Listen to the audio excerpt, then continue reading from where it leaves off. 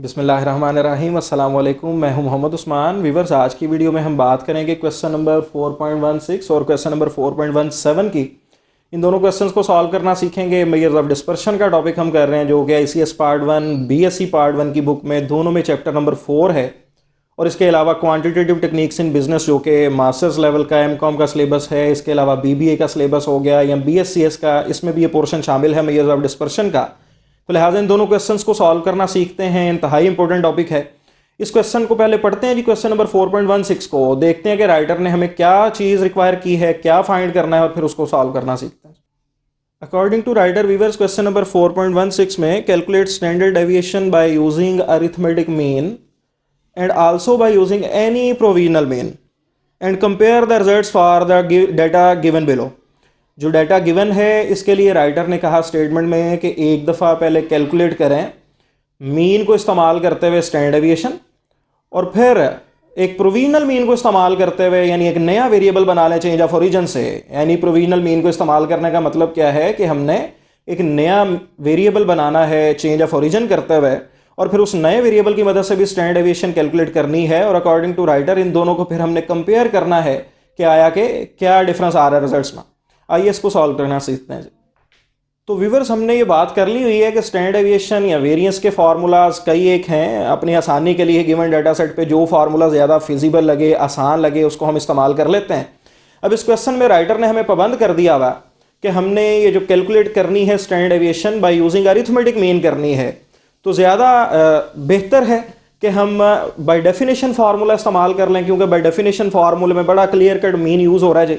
Summation x minus x बार का square divided by n, और फिर इसका स्क्वायर रूट ले लेंगे क्योंकि स्टैंडर्ड डेविएशन है। इसका मतलब ये हुआ कि स्टैंडर्ड डेविएशन कैलकुलेट करने के लिए हमें पहले मीन को कैलकुलेट करना पड़ेगा, और हमारे पास फिर मीन क्या होगा जी, सुमेशन x ओवर n, क्योंकि n ग्रुप फॉर्म में डाटा सेट गिवन है। लिहाजा सुमेशन x करके डिवाइजर में नंबर ऑफ ऑब्जर्वेशन आ जाएंगी, तो ये हमारे पास अरिथमेटिक मीन कैलकुलेट हो जाएगा। तो लिहाजा सुमेशन x ओवर n करते हैं जी। x की वैल्यूज़ का अगर हम सम करें, गिवन वैल्यूज़ को हमने x का नाम दे दिया, और इन वैल्यूज़ का अगर सम करें 3 + 5 + 7 + 13 अप टू 27, तो हमारे पास सुमेशन x आ जाती है 110।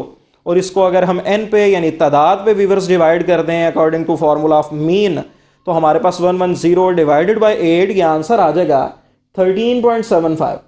अब ये जो मीन का आंसर आया है, क्योंकि हम स्टैंडर्ड डेविएशन के फार्मूले में देख रहे हैं कि सुमेशन x माइनस एक्स बार का स्क्वायर चाहिए, इट मीन्स कि x में से माइनस करेंगे x बार को, और वो जो डेविएशंस का कॉलम आएगा उसके स्क्वायर्स का सम हमें चाहिए फाइनली। तो लिहाजा x में से माइनस करते हैं x बार को, ये कॉलम हासिल करते हैं, और उसके बाद फिर उसका स्क्वायर्स करके सम हासिल कर लेंगे। x माइनस एक्स बार मीन कि x की तमाम वैल्यूज़ में से जो x बार का आंसर आया है 13.75, इसको माइनस कर देंगे। तो लिहाजा 3 में से माइनस करें 13.75, तो व्यूवर्स ये हमारे पास माइनस 10.75 आ जाता। इसी तरह 5 में से माइनस कर दें मीन यानी 13.75, ये माइनस 8.75 आ जाएगा। इसी तरह 7 में से माइनस करेंगे 13.75, तो ये हमारे पास माइनस में 6.75। 13 में से माइनस किया 13.75, तो ये हमारे पास माइनस 0.75। इसी तरह 15 में से माइनस करेंगे मीन यानी 13.75 को, तो व्यूवर्स ये 1.25 पॉजिटिव में आ जाता है। 13 में से माइनस करेंगे 3.25, 23 में से मीन माइनस किया 9.25, और 27 में से माइनस करेंगे 13.75 को, तो ये 13.25 आ जाता है।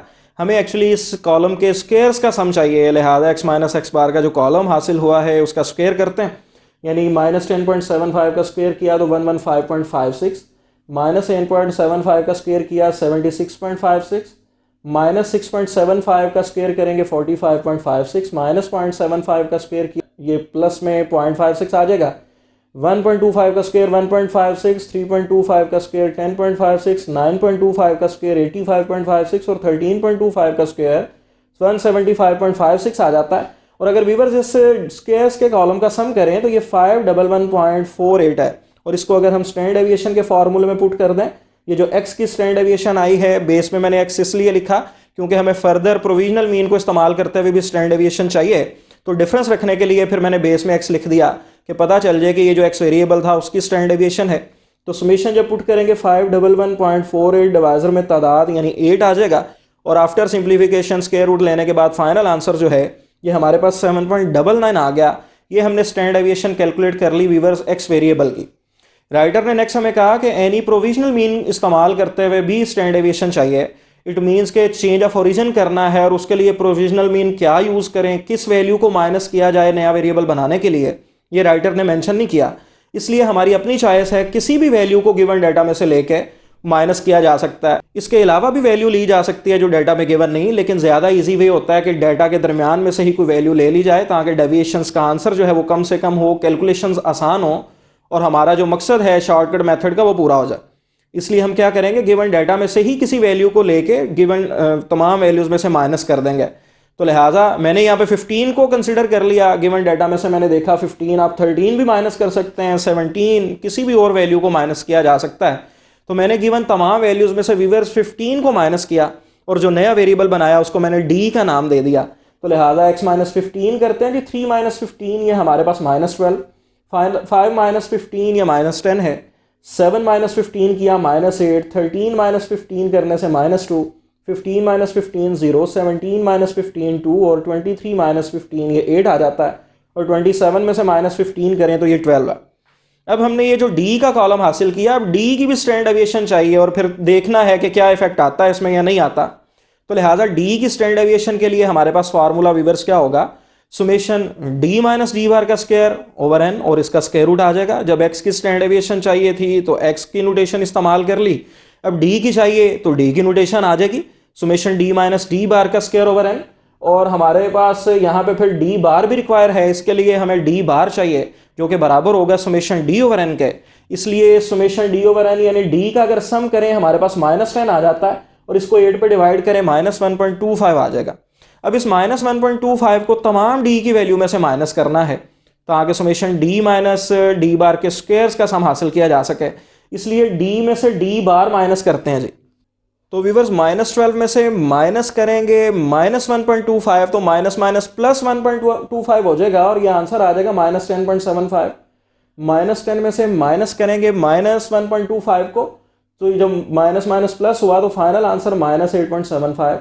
-8 में से माइनस करेंगे -1.25 तो ये -6.75। -2 में से माइनस करेंगे -1.25 तो ये -0.75। 0 में से माइनस किया -1.25 तो माइनस माइनस प्लस 1.25 आ जाता है। 2 में से -1.25 किया तो 3.25। 8 में से -1.25 करेंगे तो ये 9.25। इसी तरह 12 में से -1.25 करेंगे तो ये 13.25 आ जाता है। ये जो वैल्यूज़ व्यूअर्स हमें हासिल हुई डी की तमाम वैल्यूज़ में से हमने डी बार को माइनस किया जो कि -1.25 था। अब इसके स्क्वायर्स का सम चाहिए, लिहाजा इन तमाम वैल्यूज़ का स्क्वायर करते हैं जी। -10.75 का स्क्वायर हमारे पास 115.56, -8.75 का स्क्वायर 76.56, -6.75 का स्क्वायर 45.56, -0.75 का स्क्वायर 0.56, 1.25 का स्क्वायर 1.56, 3.25 का स्क्वायर 10.56, 9.25 का स्क्वायर 85.56 और 13.25 का स्क्वायर ये 175.56 है।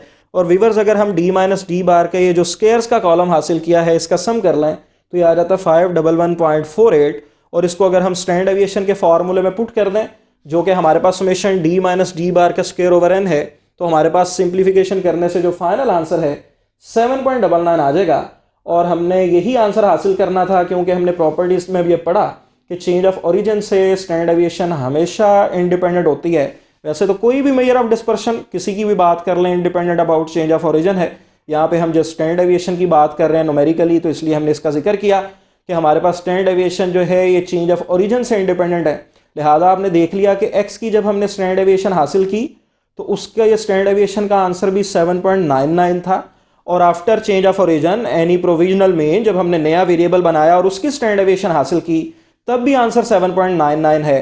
और यही हमने चेक करना था कि क्या इफेक्ट आता है या नहीं आता, और अगर आता है तो कैसा इफेक्ट है, क्यों आ रहा है। तो हमने देख लिया कि कोई इफेक्ट नहीं है। क्यों नहीं है? क्योंकि हमने ये प्रॉपर्टी पढ़ी है कि चेंज ऑफ ओरिजिन से हमेशा इंडिपेंडेंट होती है स्टैंडर्ड डेविएशन। अब नेक्स्ट क्वेश्चन की स्टेटमेंट पढ़ते हैं, उसको सॉल्व करना सीखता हैं। According to writer question number 4.17 में, a manufacturer of television tubes produce 2 types A and B of tubes. The tubes have respective mean lifetimes as x bar A hours and x bar B hours. x bar A हमें 1496 given है और x bar B 1895 hours given है। And standard deviations as A 280 hours and SB 310 hours. Which tube has the greatest absolute dispersion? और second part में क्या है, relative dispersion, यानी writer ने पूछा है कि गिवन इंफॉर्मेशन को देखते हुए आप ये बता दें कि एब्सोल्यूट डिस्पर्शन किस ट्यूब की ज्यादा और रिलेटिव मेजर जो है किस ट्यूब की ज्यादा। आइए इसको सॉल्व करते हैं। व्यूअर्स, गिवन डेटा सेट में हमें मीन्स गिवन है। एक मैन्युफैक्चरर है, वो दो तरह की ट्यूबलाइट्स बना रहा है, एक को ए कह दिया, एक को बी, और दोनों ट्यूबलाइट्स के मीन्स गिवन है और उनकी स्टैंड डेविएशंस गिवन है। राइटर ने कहा सबसे पहले तो ये बता दें कि किस ट्यूब की जो है एब्सोल्यूट डिस्पर्शन ज्यादा है। सबसे पहले तो हम देखेंगे कि एब्सोल्यूट डिस्पर्शन गिवन है। अगर तो गिवन है तो जस्ट देख के बता देंगे किसकी ज्यादा, और अगर गिवन नहीं है तो इन्फॉर्मेशन की मदद से पहले फाइंड करेंगे। तो आप देख रहे हैं कि हमें मीन और स्टैंडर्ड डेविएशंस अगर गिवन है तो स्टैंडर्ड डेविएशंस जो है ये एब्सोल्यूट मेजर ऑफ डिस्पर्शन ही है। Range, quadrant deviation, mean deviation और स्टैंडर्ड डेविएशन, या इसकी जगह हम वेरिएंस की भी बात करते हैं, ये हमारे पास एब्सोल्यूट मेजर्स ऑफ डिस्पर्शन हैं। लिहाजा क्योंकि एब्सोल्यूट डिस्पर्शन हमें क्वेश्चन में ही गिवन है, हमें फाइंड करने की जरूरत नहीं है, इसलिए हम जस्ट देख के बता देंगे कि एब्सोल्यूट डिस्पर्शन किस ट्यूब की ज्यादा। क्योंकि हमारे पास SA280 है, SB310 है, तो SB क्योंकि ग्रेटर है SA से, इसलिए हम कह सकते हैं कि so tube B has greatest absolute dispersion. मैंने एब्सोल्यूट डिस्पर्शन को इन सिंपल AD से जाहिर कर दिया, एब्सोल्यूट डिस्पर्शन, तो लिहाजा हम कह सकते हैं कि ट्यूब B की जो है एब्सोल्यूट डिस्पर्शन ज्यादा। सेकंड पार्ट में इसी क्वेश्चन में राइटर ने कहा कि किस ट्यूब की रिलेटिव डिस्पर्शन ज्यादा है। अब रिलेटिव डिस्पर्शन तो हमें गिवन नहीं है, तो हम क्या करेंगे व्यूअर्स, सबसे पहले रिलेटिव डिस्पर्शन फाइंड करेंगे और गिवन इंफॉर्मेशन से अगर हम देखें कि कौन सी रिलेटिव डिस्पर्शन फाइंड की जा सकती है ताकि हम ये बता सकें कि किसकी रिलेटिव डिस्पर्शन ज्यादा है, तो गिवन इंफॉर्मेशन तो मीन और स्टैंडर्ड डेविएशंस की है और इसकी मदद से सिर्फ एक ही रिलेटिव डिस्पर्शन है जिसको हम फाइंड कर सकते हैं और वो कोफिशिएंट ऑफ वेरिएशन है। तो लिहाजा दोनों ट्यूब्स की कोफिशिएंट ऑफ वेरिएशन कैलकुलेट करते हैं और आंसर को देख के फिर कंपेयर करके बता देंगे कि किसकी रिलेटिव डिस्पर्शन ज्यादा। तो लिहाजा कोफिशिएंट ऑफ वेरिएशन अगर ए की फाइंड करें तो ये बराबर है SA/x/a मल्टीप्लाई बाय 100, यानी SA को 280 को डिवाइड कर दिया x/a यानी 1496 पे और 100 से मल्टीप्लाई कर दिया तो इसका आंसर 18.72% आ गया। इसी तरह हमारे पास कोफिशिएंट ऑफ वेरिएशन जो b का है SB/x/b मल्टीप्लाई बाय 100, तो SB310 है, x/b 1895 और इसको 100 से मल्टीप्लाई करेंगे तो ये 16.36 है। अब क्योंकि कोफिशिएंट ऑफ वेरिएशंस रिलेटिव डिस्पर्शंस कहलाती हैं और अब इस रिलेटिव डिस्पर्शंस को कंपेयर कर लेंगे आपस में कि किसका आंसर ज्यादा है। जिस ट्यूब के कोफिशिएंट ऑफ वेरिएशन का आंसर ज्यादा होगा हम कहेंगे कि इस ट्यूब की रिलेटिव डिस्पर्शन ज्यादा है।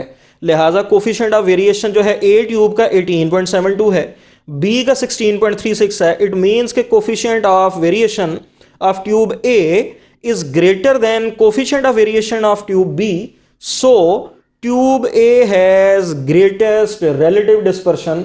यही जस्ट हमने इस क्वेश्चन में बताना था आंसर्स को कंपेयर करके कि किस ट्यूब की रिलेटिव डिस्पर्शन ज्यादा है और किस ट्यूब की एब्सोल्यूट डिस्पर्शन ज्यादा। एब्सोल्यूट डिस्पर्शन तो डाटा में ही गिवन थी, हमें फाइंड नहीं करना पड़े, और रिलेटिव डिस्पर्शन फाइंड करने की जरूरत थी। राइटर ने नहीं मेंशन किया कि कौन सी रिलेटिव डिस्पर्शन चाहिए, तो गिवन इंफॉर्मेशन से हम सिर्फ find he coefficient of variations कर सकते हैं। इसलिए हमने फिर रिलेटिव डिस्पर्शंस के बारे में जानने के लिए दोनों ट्यूब्स की कोफिशिएंट ऑफ वेरिएशंस को कैलकुलेट किया और आंसर को कंपेयर करके बता दिया कि जो ट्यूब A है इसकी रिलेटिव डिस्पर्शन ज्यादा है as compare to tube B। Next video में इंशाल्लाह ताला नेक्स्ट क्वेश्चन के साथ मिलते हैं, तब तक के लिए इजाजत दीजिएगा जी, बहुत शुक्रिया, अल्लाह हाफिज।